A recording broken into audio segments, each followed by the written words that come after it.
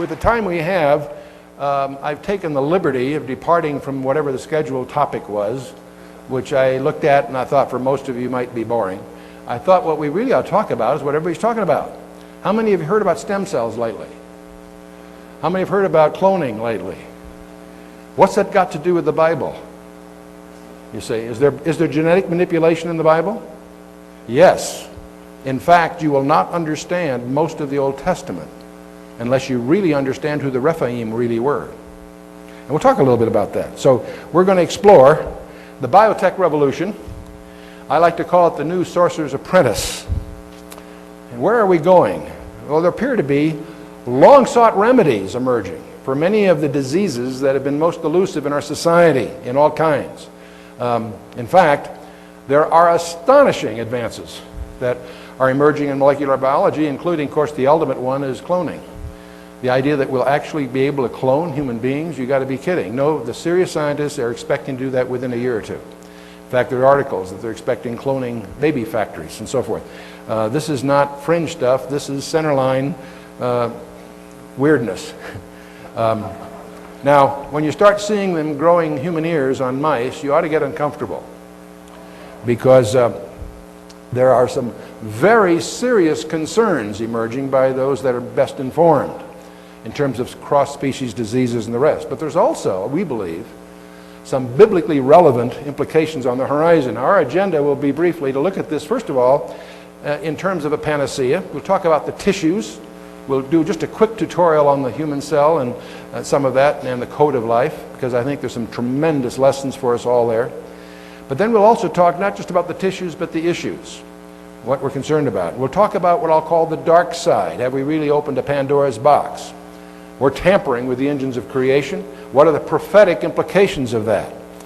Now, the reason I call it a Sorcerer's Apprentice, most of you are familiar with the Desarbeling Magic Student thing by von Goethe that was made into a musical piece by Paul Dukas in 1897 called The Sorcerer's Apprentice, which was, of course, popularized in Walt Disney's Fantasia. That's why I use it as a frame of reference for us, because you may recall the whole idea of that piece of literature was that a student created a spell and didn't get it quite correct. He unleashed forces that were uncontrollable, and his teacher finally had to intervene to terminate the impending disaster. That's basically the theme that occupies that music. But it's also exactly what seems to be going on here. We're starting to tamper with things that are out of our control, and it's going to take our designer's intervention to straighten the mess that we have out. If we were going to map a perspective of our physical reality, starting with the human body, which of course is composed of organs. The organs are composed of tissues, the tissues of cells. Within the cells, that's what I want to focus on a little bit, we have a miniature city full of molecular robots. And so below that, atomic structure, some atomic particles, and we finally get to the boundaries of reality itself as we discover that subatomic particles have no locality. We'll talk a little bit about that. But the cells and these molecular robots are something that we each need to be a little bit more aware of. So I'd like to talk briefly about what I call a constellation of miracles, the miniature city that we call the cell. Now, Michael Denton summarizes very well in his work back in 1986. He says, although the tiniest bacterial cells, although they're incredibly small, each is in effect a veritable micro-miniaturized factory containing thousands of exquisitely designed pieces of intricate molecular machinery made up of 100 billion atoms, far more complicated than any machine built by man and absolutely without parallel in the non-living world. The simple cell. All of us in school probably saw a textbook that had a little diagram of what they call the simple cell. It turns out there isn't such an animal. The simplest cell is more complicated. It's beyond our imagining. It has a central memory bank, it has assembly plants and processing units, it has repackaging and shipping centers, robot machines in the form of protein molecules that consist typically of 3,000 atoms in three-dimensional configurations, and there's hundreds of thousands of different kinds of these machines that make up the composite.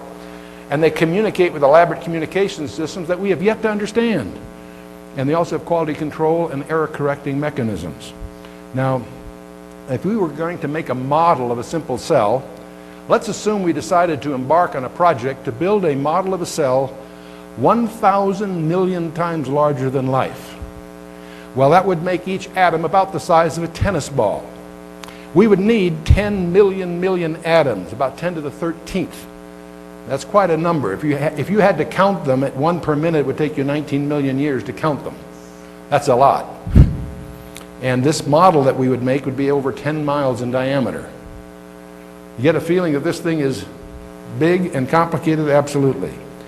Now, we speak of the cell, we glibly make little diagrams saying that, well, it's surrounded by a plasma membrane. What we fail to realize is that in that membrane are gateways with special signal receptors and security guards to monitor what goes in and goes out. The center of the cytoplasm, of course, has as the core, it's its nucleus, which is its information center, which includes a master library with which everything is coordinated. Inside that, we have automated factories and product manufacturing facilities. All this is powered by power stations. The mitochondrions are power plants and the energy sources for this miniature city. And they have a bunch of things they call the Golgi apparatus that process, package, ship, and prepare for export the various products. And they also have vesicules which transport and take care of trash disposal and all that sort of thing. Now, we have this thing is populated with robot machines in hundreds of thousands of different types, as I said, and they communicate by means of digital languages and decoding systems, memory banks for information storage, and control systems for regulating all this, and indulges in prefabrication and modular construction. It has proofreading and error correction devices for quality control. Now, as some of you know, I spent 6 years of my executive career at the Ford Motor Company. At Ford, we were very proud of our very unique facility in Dearborn called the Ford River Rouge plant. Now, this is a plant that's the largest integrated manufacturing facility in the world. It has about 100 miles of railroad within the plant. Under one roof, they receive raw limestone, raw iron ore, and coal go in one end.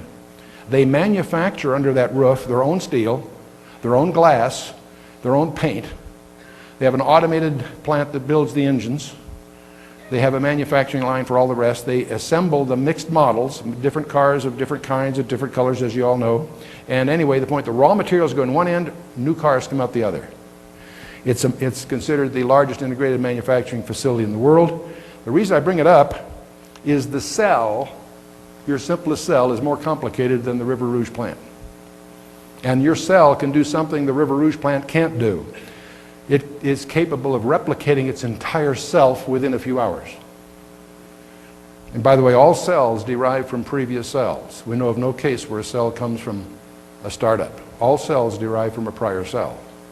Think about that. Now, there's a choreography that I can't resist including in this briefing to give you a flavor of what goes on every hour or two in every cell of your body. And that's a choreography that's absolutely breathtaking. The choreography of the chromosomes.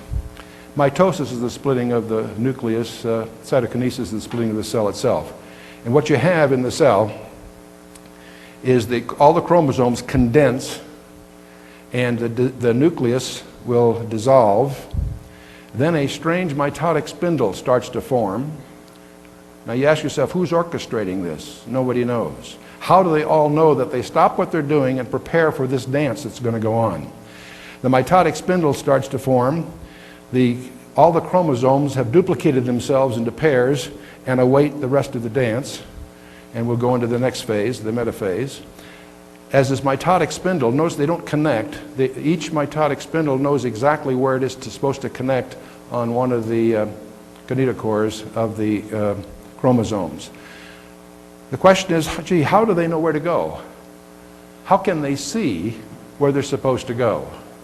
Who's coordinating all this? Nobody knows. This whole dance, which is essential to life, of course, got all designed by chance. This is all the result of a random accident. But I want you to notice that this mitotic spindle finds its location when it finally gets connected to all of these various chromosome pairs.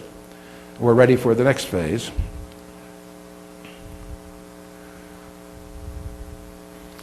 And I'll take the next two phases together to save time. What happens now, you notice the nuclei have dissolved. How does it know that these miniature cities have decided to dissolve? The mitotic spindle pulls apart these pairs. these pairs. So now there's a total duplication of the chromosomes available. They migrate to the opposite ends of this cell. And somehow this is all being coordinated, coached, whatever, quarterbacked, if you will. And pretty soon what happens is two nuclei start to form. I don't know how they're supposed to know when to do this, but it's all tightly coordinated. And you'll see the two nuclei form. And then a group of microfilaments start to pinch it off in the middle. And obviously you're about to see two cells. And so cytokinesis has been completed. One cell, you now have two exact duplicates. Now what's strange is that this exact duplication continues for a while, but then later something even stranger occurs. But before we get into that, I'd like to talk a little bit, we speak glibly about these chromosomes. I want you to imagine this assignment. Imagine that you had two strands of monofilament fishing line 125 miles long. Can you visualize that? A pair of, okay. What I want you to do is make an arrangement so that you can pack that 125-mile pair into a basketball.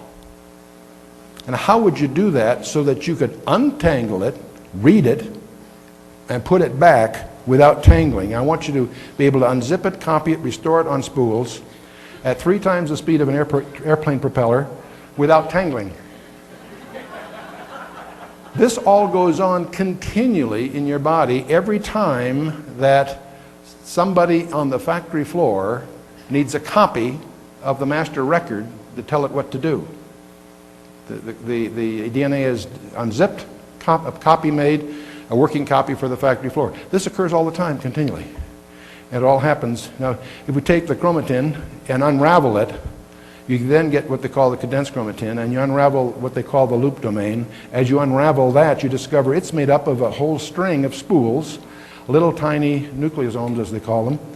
And around each one, of course, is arranged what you and I have come to recognize as the famous double helix, or the DNA itself. Your DNA is about 6 feet long, and it's all wrapped up in a microscopic location. Now, most of you have seen computer models or representations. I want you to notice this double helix of the DNA consists of like a ladder of code pairs. There's an alphabet of 4 letters, always used in pairs. 3 out of 4 of these code pairs will define any of the 20 amino acids that make life possible. This is an error-correcting digital code. If you know anything about computer design, you know that couldn't happen by accident. It had to be very skillfully designed.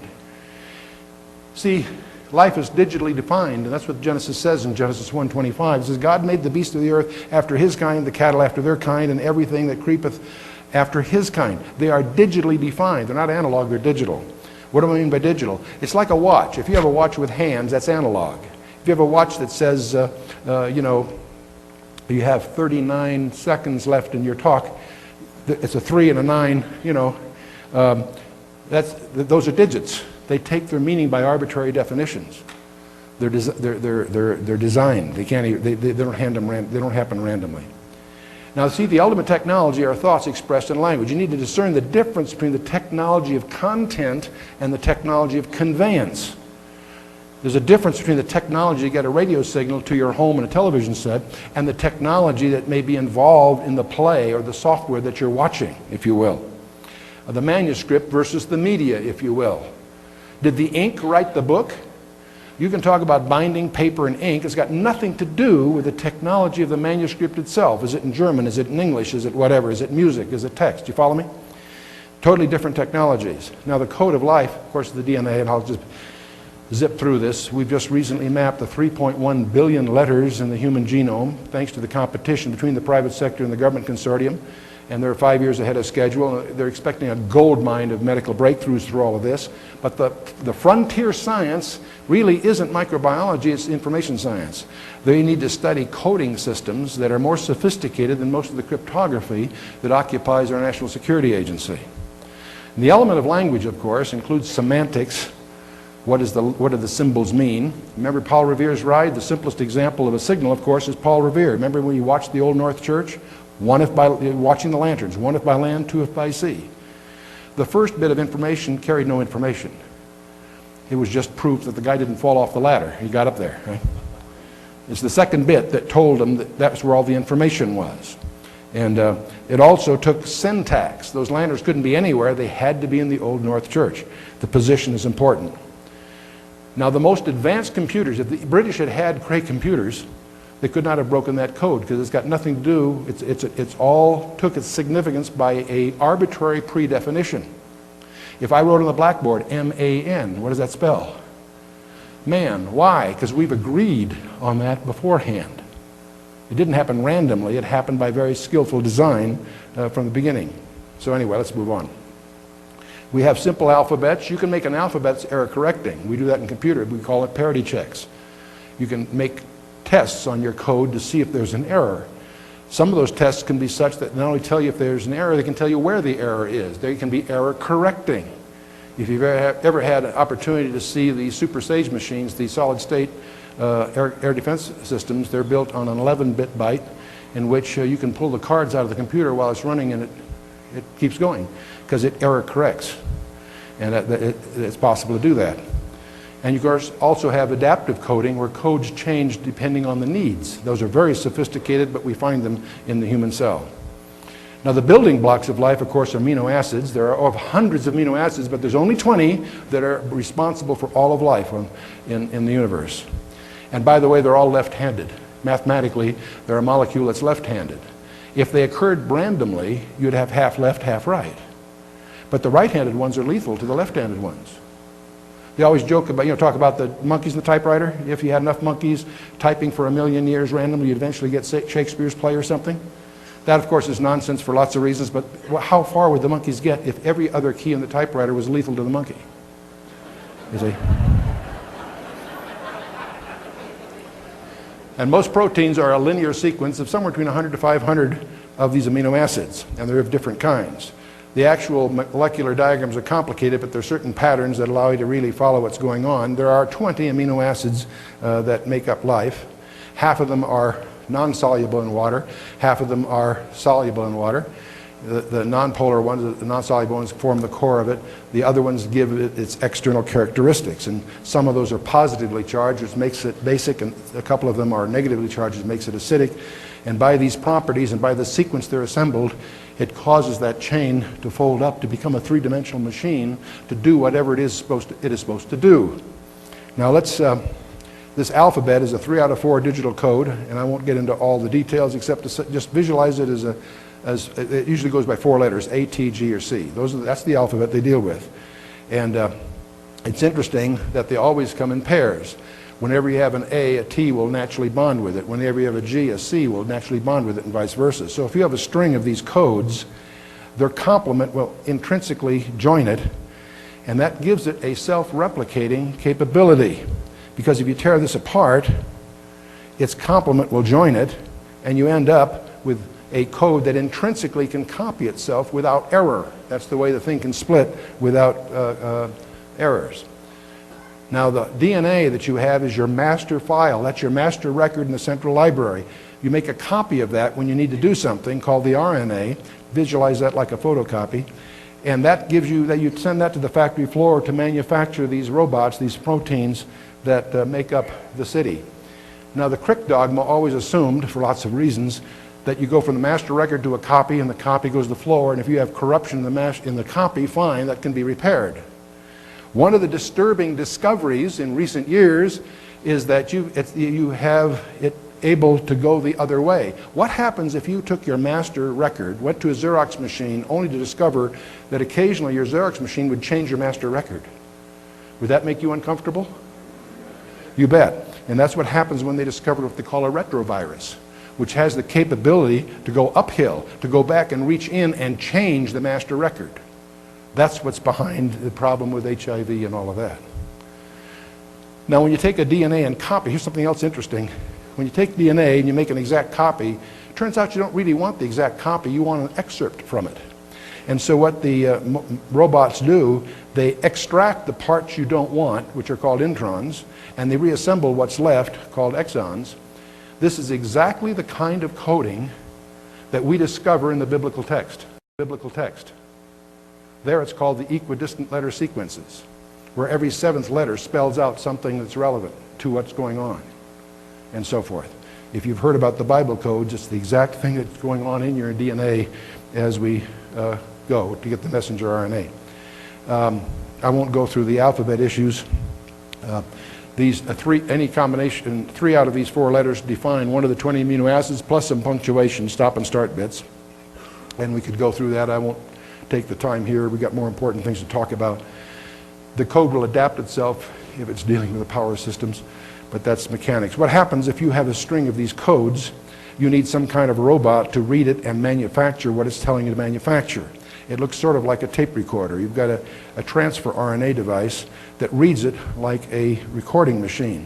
And as it goes along, it takes the code and builds the protein to get a string, a protein chain that then becomes the robot that you're trying to build from the master copy. And then that chain will fold upon itself because of the chemical and electrical charges into a 3-dimensional machine that is to do some particular function. Let's take one example. Let's take hemoglobin. Your hemoglobin is 574 amino acids long. These 574 amino acids have to be in the right sequence. You have 36 of these are glycine, 68 are alanine. Of the 20 different types, you have a total of 574. Now it turns out from mathematical switching theory, you can tell what the chances are of getting that right by accident. Okay? It's called specificity, and that's the formula. To make a long story short, you have, with 574 elements chosen from an alphabet of 20, you've got 10 with 650 zeros after it as your get it by chance. Now here's the point. If you get it wrong, that's called hemoglobinopathy. It's fatal. Sickle cell anemia is a derivative of this. In other words, they have to be precisely right. Could that happen by chance? Mathematically impossible. You want 10 to the 650th power? There are only 10 to the 18th seconds in the history of the universe if you accept the 15 billion year history of the universe that the scientists talk about. There are only 10 to the 66th atoms in our entire galaxy. There are only 10 to the 80th particles in our galaxy. 10 to the 650th power. See, in physics, anything that's more rare than 1 chance in 10 to the 50th is defined as absurd. So 10 to the 650th is not anywhere in the realm of having been occasioned by chance. It had to be designed, and designed very skillfully. Now there's an idea that they were indebted to Michael Behe for the concept of irreducible complexity. How many of you ever handled a mousetrap? It has 5 parts. For years they've tried to make a better one. It's pretty hard. They have a wooden platform, a hammer, a spring, a holding bar to hold the hammer back, and a catch to hold the holding bar. 5 parts. You have to have all 5 to catch a mouse. If you have 4 of the 5 parts, you don't catch 4/5 as many mice. Okay? That's called nonlinearity. You need all 5. Follow me? That's called irreducible complexity. Let me give you an example in real life. Here's a bacteria. It's a single-celled creature that has a little tail that propels it through fluids, right? Here's a diagram of it. It's a single-celled creature. I want to look at the place that the flagellum joins the cell wall.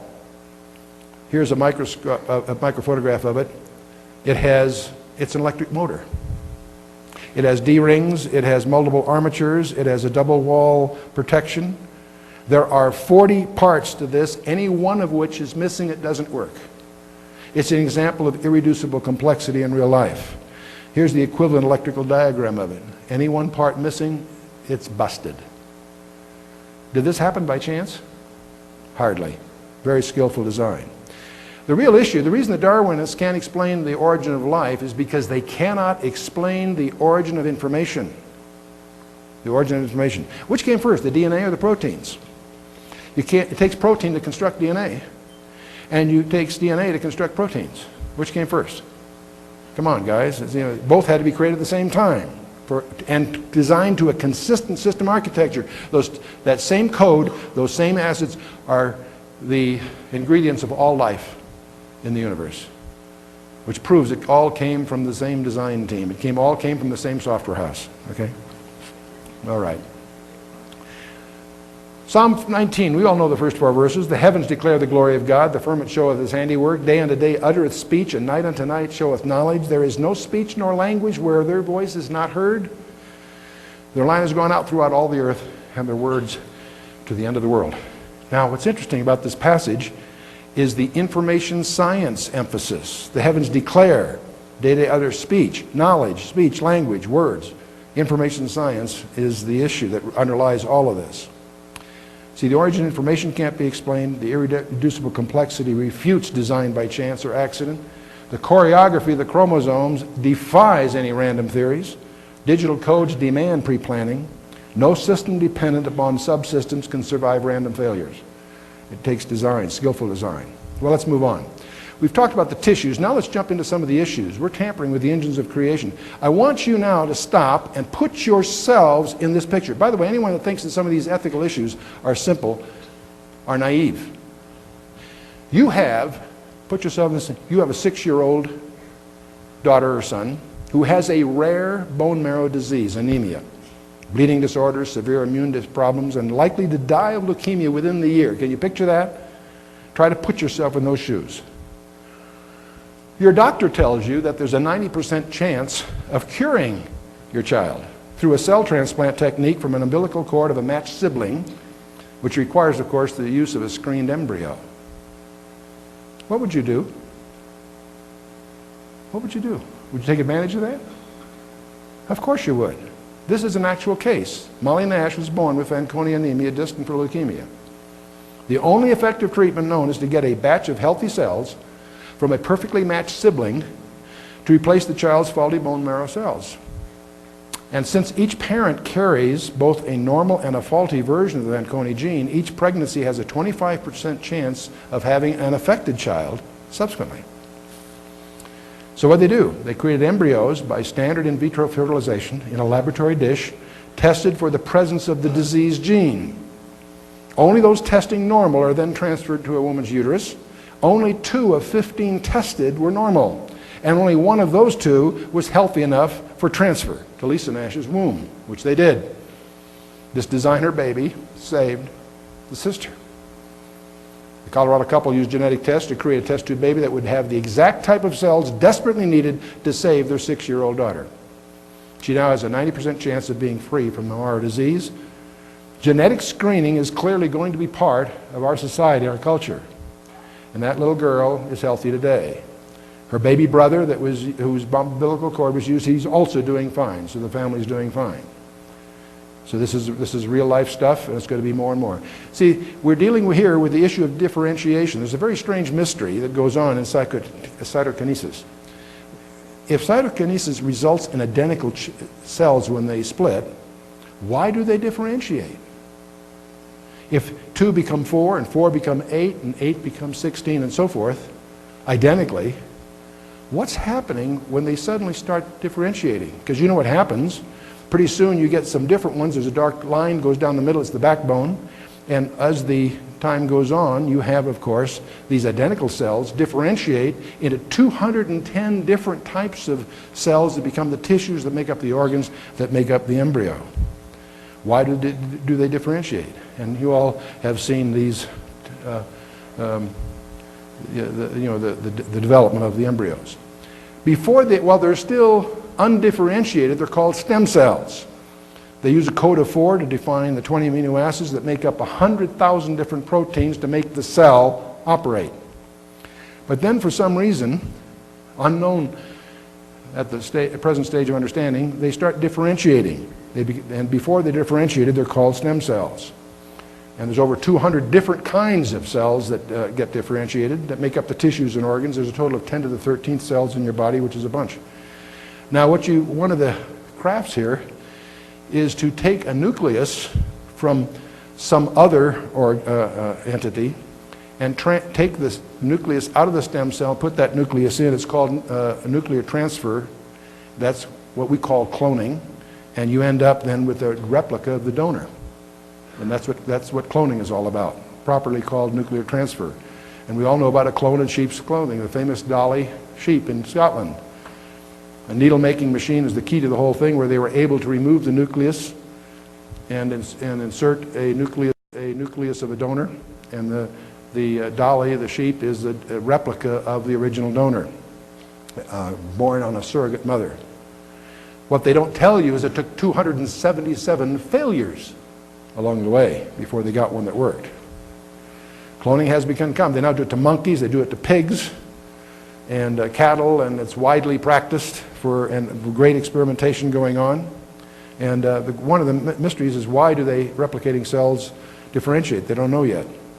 Now, genetic engineering involves the manipulation of stem cells to produce desired tissues. And of course, nuclear transfer, being cloning, makes complete beings. And of course, there's huge moral, ethical, legal issues here. One of the questions that you're going to have to ponder somewhere along the way: can a cloned human being get saved? A big debate about that for lots of reasons. When does tampering with an embryo become murder? Is it acceptable to clone a baby to save a child's life? That was the moral dilemma the Colorado couple had to face. When does human life begin? A minister and a priest, Catholic priest, and a rabbi were arguing about this. And the minister said, "Oh, human life begins at birth." And the Catholic priest says, "You're really out of date. Human life begins at conception." The rabbi listened to them argue for a while and says, "Both you guys are mixed up. Life begins when the dog dies and the kids are off to college."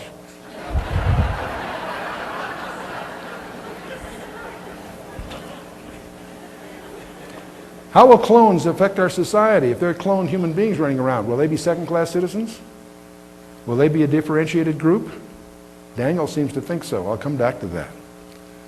And can a human clone become saved? A lot of good theologians will have different points of view on that.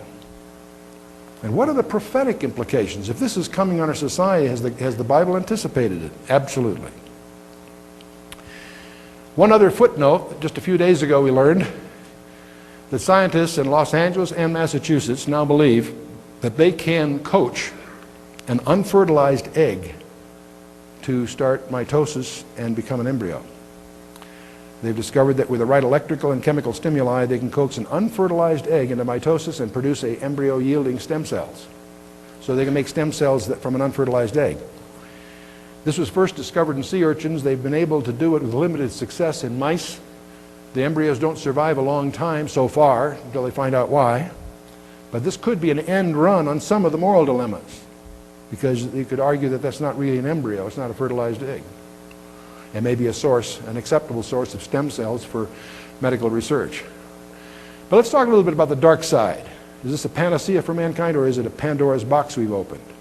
Now, let's not get reactionary. These guys are going against very, very serious objectives to try to find cures for AIDS, mental illness, autoimmune diseases, obesity, Alzheimer's, Parkinson's, Huntington's, Lou Gehrig's disease, heart disease, and of course cancer. The leading cause of death after heart disease is cancer, 24%. 40% of Americans have already or will have cancer. 20% will die from it, 30% caused by smoking, 30% by poor diet and lack of exercise, spending too much time on speaking platforms. And there's also remedies being sought for things you and I can't even pronounce. And I won't go through this and embarrass my lack of background. Let's go on. One of the concerns is that there are very few safeguards against errors or abuse during the research. This research is not being done in controlled environments, not being done in government labs, not being done in large corporate facilities. It's done by garage startups all over the world. Thousands of companies being formed by the month, all over the world, not just in the US, to experiment in this area in a race for patents and insights. And as they start messing around with cross-species games, you're going to find that there's unknown diseases and complications emerging. And I use this little mouse as perhaps one of the more grotesque examples. The potential for self-replicating mutations are all impossible to fully anticipate. And of course, there's few procedural disciplines. There's small, intensely competitive laboratories and so forth. Very few controls. We're tampering with the human genome. Has this happened before? Yes. In Genesis 6. And also after that, Genesis 6 warns us with the Rephaim and so forth. The days of Noah that Jesus talks about, the days of Noah, or so shall the days of the coming of the Son of Man be. What were the days of Noah like? And what did Daniel mean when he talked about the miry clay? It's been there all along. I've never noticed it. In verse 43 of Daniel 2, we'll take a look at that. And what implications might have this for some of the strange goings on we see in Revelation and elsewhere. Genesis chapter 6, the first two verses are a single sentence. Everybody misses that. Genesis 6, verse 1 and 2 are a single sentence. And it came to pass when men began to multiply on the face of the earth, and daughters were born unto them, that the B'nai Ha-Elohim, the sons of God, a term used exclusively for angels in the Old Testament, saw the daughters of men that they were fair, and they took them wives of all which they chose. Weird goings on. Notice these are the same sentence that avoids a lot of other errors. B'nai Ha-Elohim, it is always used of angels, and it's in Job and other places. In the book of Enoch, which is useful for grammar and vocabulary of the period. The Septuagint, the translation of the Old Testament into the highly precise Greek, 3 centuries before Christ was born, clearly identifies this term as angels. A few verses later explains what the results were. There were Nephilim in the earth in those days, and also after that, when the sons of God came in unto the daughters of men, and they bare children unto them, the same became the mighty men which were of old, men of renown. I thought angels had no sex. That's not what the scripture says. It says the angels in heaven don't marry. It's a different statement altogether. I won't get into that here. We'll keep moving. The Nephilim, it comes from the word the fallen ones, from the verb nephal, to be fall, to be cast down, to fall away, to desert. Nephilim are the fallen ones. These are the hybrids. This was Satan's strategy to corrupt the human race to prevent a Messiah. Yes, they were giants, but in the Septuagint, the word was translated gigantes, which is transliterated giants in the English. They were giants, but that's not what the word means. It means earthborn. In the Hebrew, in the Old Testament, we find a similar term called the Rephaim, sometimes translated giants in your English, sometimes translated dead. You might appropriately call them, if you look at all the verses and put it together, the living dead, strange creatures. Why did God tell Joshua to wipe out every man, woman, and child of certain tribes? Because they had a gene pool problem. One of the things that brought about the flood of Noah was a gene pool problem. In Genesis 6, verse 9, it tells us one of the distinctives of Noah was that he was a just man and he was perfect in his generations. And the word there is tamim, which means without blemish, sound, healthful, without spot, unimpaired. It's used of physical blemishes. And, well, we'll keep moving. Jesus, in his prophetic discourse, his confidential briefing to his 4 disciples in Matthew 24, said, "But as the days of Noah were, so shall the days of the coming of the Son of Man be." Now, what he may have meant is simply that it was business as usual until they entered the ark. Many scholars would see it that way. But others who have studied this carefully also feel he was saying something more than that.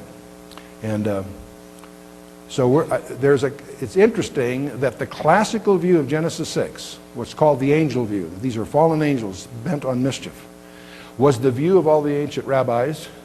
It was the view of the early church up until the 5th century. But in the 5th century emerges an alternative view because it was a little less spooky and a little more comfortable. It's called the lines of Seth. And that is the view that's taught in most seminaries today. The tragedy is it has absolutely no scriptural support. The fallen angel view is the view of the ancient scholars, Hebrew scholars, the view of the early church. It prevails among conservative scholarship today, and it's confirmed in the New Testament in Jude and 2 Peter. What's also interesting is that same concept is embodied in the ancient legends of virtually every ancient culture on the planet Earth. In Sumer, Assyria, Egypt, Incas, the Mayan, the Epic of Gilgamesh, Persia, Greece, India.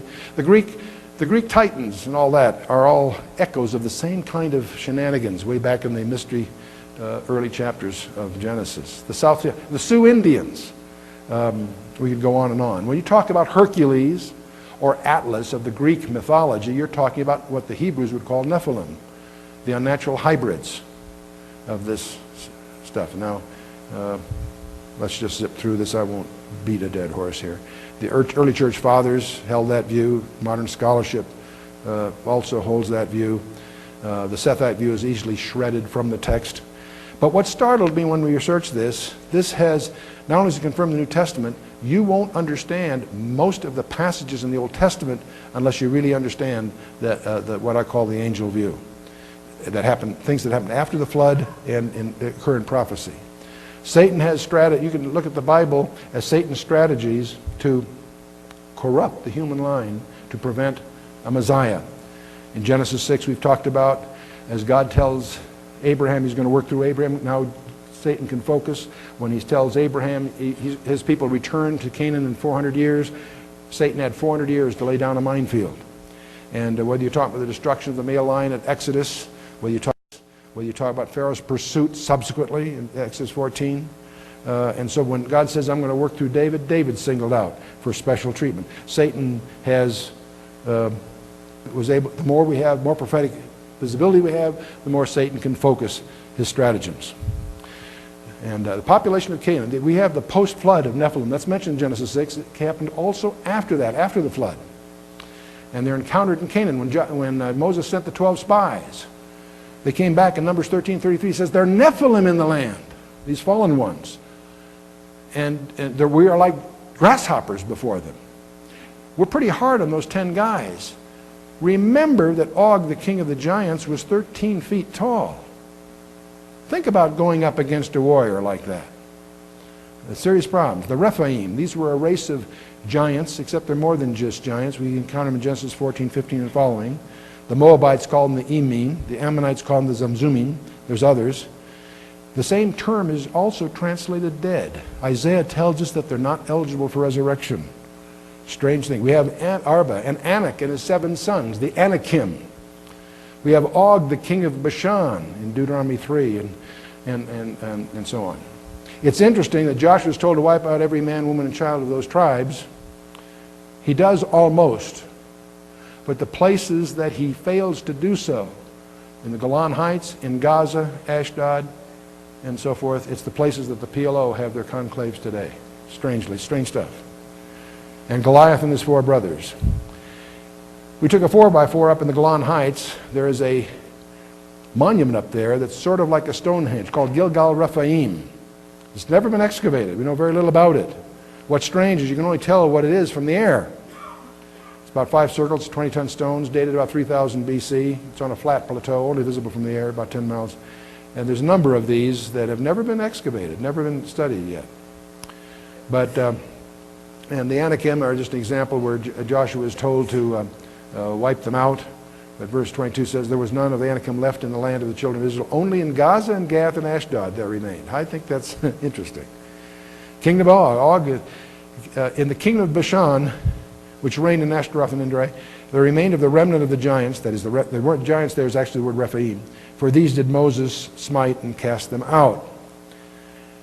Bashan was the final region of these Rephaim. And the king of Bashan had an iron bed 9 cubits long. That's somewhere between 13 and 16 feet, depending what cubit you use. There's a strange passage I haven't had anyone explain to me in Psalm 22, which reads as if it's by Jesus Christ as he hung on the cross. My God, why hast thou forsaken me, and so on. Verse 12, apparently, if you visualize Jesus saying this, he says, the bulls of Bashan have encircled me. What on earth does that mean? I have no idea, but I think it warrants some very serious research. And of course, Isaiah indicates that the Rephaim shall not live, they are deceased, they shall not rise. Therefore thou hast visited and destroyed them and made their memory to perish, and so forth. There's a passage in Daniel, most of us are familiar with Daniel 2, Nebuchadnezzar's polymetallic image, the gold, silver, brass, iron mixed with clay, you all know that. In Daniel 7, there's another vision given to Daniel directly, different idioms used, but the same subject, basically the sequence of empires. Babylon, Persia, Greece, and then Rome in 2 phases. Most of you have studied this. But I want to focus on something strange, and that's this iron mixed with clay. What on earth does that mean? Now, for many decades, I, like most conservative Bible scholars, have taught that clay is people. You're the potter, I'm the clay. It's an idiom. It's actually in Aramaic. It's miry clay. Daniel explains the miry clay. The miry clay is clay made from mire, or is dust. Dust is usually synonymous, idiomatically, with death. Whereas thou sawest the iron mixed with miry clay, Daniel switches to a personal pronoun, they shall mingle themselves with the seed of men. But they shall not cleave one to another, even as iron is not mixed with clay. The grammar here requires that the they have to be something other than the seed of men, or it doesn't make sense. What are they? I don't know. Are they Nephilim? That would echo maybe what Jesus said, as the days of Noah were, so shall the days of the coming of the Son of Man be. Or are the the results of genetic manipulation that's gone awry? Don't know. The context of Nebuchadnezzar's dream implies that they constitute a political constituency. They're numerous, not just a few exceptions. Well, we've gone through a whole bunch of concerns about the whole area of genetic manipulation. Something else you might find interesting about bacteria. These are single-celled elements. Remember, these bacteria are single cells. They've discovered they do quorum, what they call quorum sensing. In your body, you may have bacteria that are dangerous to you, but they're not numerous enough to cause a problem. What the bacteria do is they take a roll call. They find out if there's enough of them around to make it worthwhile to attack. If there is, they attack. This is true of E. coli, Salmonella, and 30 others, a whole bunch of them. It reminds you of the passage in Luke 14, which suggests that what king going to war against another king sitteth not down first and consulteth whether he be able to 10,000 to meet him that cometh against him with 20,000. Quorum sensing. Scientists are hoping to discover how they communicate, because if they can interdict that communication, they can render those bacteria harmless. Interesting stuff. Well, we've talked about most of these other things, that retroviruses skip generations, and the whole idea that you can engineer directable intruders. That was a theme of a popular movie, Mission Impossible 2, dwelt on the idea of engineering both the malady and its cure as a form of economic and political power.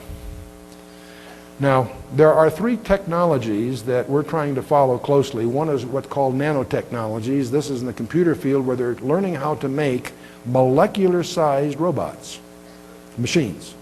They can make machines that do things. Very primitive at the moment, but they're working hard in that area.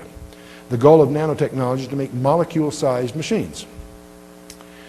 The goal of robotics, that's another field of study, their goal is to make self-modifying sentient machines, machines that we can reprogram themselves. In other words, computer-driven devices. There's a third field called genetics, whose goal, in part, is the self-replication of manipulated entities. Now, what's spooky is you've got to recognize that these three technologies are destined to converge. The nanotechnologists and the robotics and the geneticists all talk to each other, and they all have something to contribute to each other. What is the goal of the convergent technologies? To create self-replicating, sentient machines capable of directable diseases targeting specific groups or individuals. It seems feasible to engineer a virus that will attack only certain combinations of DNA, certain genetic groups, or maybe even individuals. There are people in history that if they had that technology, it would be terrifying. There's the most audacious of all these projects that I've run into is the Clone Jesus project. There are serious people that are going to attempt, or are attempting, to get a DNA sample from some appropriate religious relic, do a nuclear transfer to a stem cell, and there are 40 women that have volunteered, virgin women, that to be the surrogate mother. One of these projects claims a target date of December 25th of this year. Now, this may just be a fundraising scam. I wouldn't put too much on it, and it's also, at this stage especially of technology, absurdly risky. Dolly took 276 failures, and those failures put the mother at risk, not just the embryo.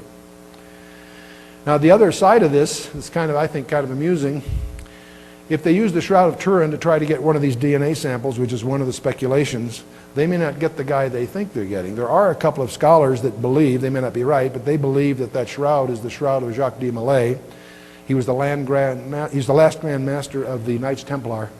He was executed in a parody of the crucifixion back in 1314, and there are some scholars that think that's really where the shroud came from. So if they're right and they succeed at getting a clone here, they may not get the guy they were thinking they're getting. And of course, this is going to be, there's already novels starting to come out in which they try to clone Jesus but really get the Antichrist and that sort of thing. But there is a strange verse in Revelation 17, verse 11. Most of you that have studied Revelation 17 come across this verse speaking of the beast that was and is not, and even he is the eighth, but is of the seven and goeth into perdition. What does that verse mean? I have no idea. I've studied Revelation for 40 years, and I've read all the conjectures, but none of them really have impressed me too much. I'm not sure what that means. And there's many conjectures, as I say. But from the point of view of genetic engineering, you read this now, it may have a whole different complexion than was anticipated in the past. The beast that was and is not, even that's the Antichrist, if you will, he is the eighth, after seven that had been talked about. He is the eighth, but is of the seven and goeth into perdition. Is he a clone of one of the other seven? Could be. Who knows? Interesting. One comment I will make as you study the restrainer in 2 Thessalonians 2, I believe the restrainer in 2 Thessalonians 2 is restraining far more than you and I have any capacity to imagine. Every time I've studied the Scripture and discovered that I have to repair some view I had of previous years, and there's been a number of times I've had to do that, it's always been in the direction that I didn't take it literally enough. The more I've studied the Scripture, the more I've been driven more and more to take it more and more literally. I go through Revelation today and take it even more literally than I ever have. If I was going to make a movie of what I thought the world would be like right after the rapture, I don't think it would be believable, because I think it's going to get weirder, stranger, than we have any capacity to imagine, even with all our special effects and science fiction perspectives. And I think the world is going to get really bizarre. And I'm glad that if you're in Jesus Christ, it's academic, we'll watch it from the mezzanine, right? Jesus did tell us, except those days should be shortened, there should no flesh be saved, but for the elect's sake, those days shall be shortened. Well, we've talked about a handful of topics. Interest of time, I won't beat this to death. I'll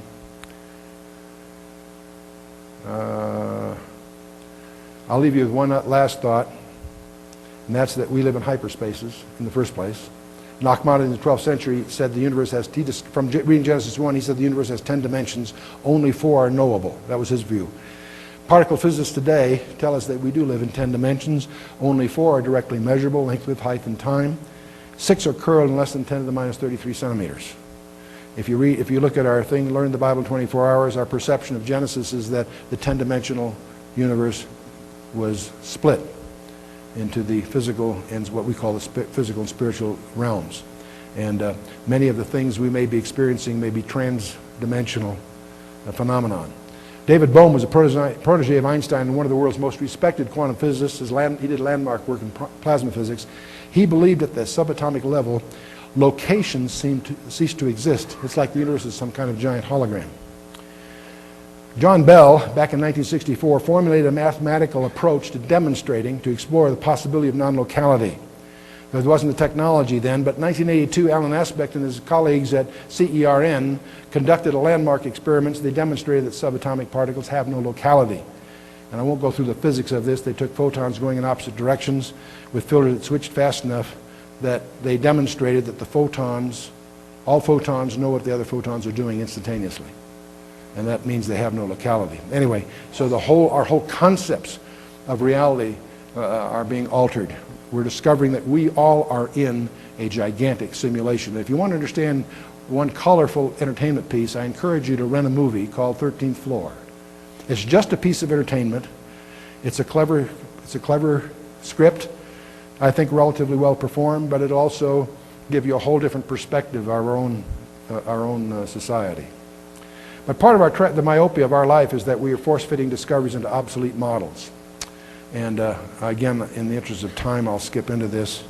I think man is invading a world of which he has only the faintest glimpses, and the uncharted impacts can replicate unseen.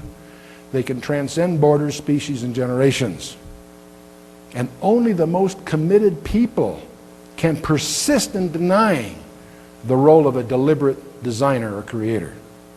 And we need to recognize that you and I were fearfully and wonderfully made. For thou hast possessed my reins, the psalmist says, thou hast covered me in my mother's womb. I will praise thee, for I am fearfully and wonderfully made. Marvelous are thy works, and that my soul knoweth right well. Thine eyes did see my substance, yet being incomplete, and in thy book all my members are written, which in continuance were fashioned, when as yet there was none of them. When did God first start dealing with you? Before the foundation of the world, Ephesians 1:4. God bless you.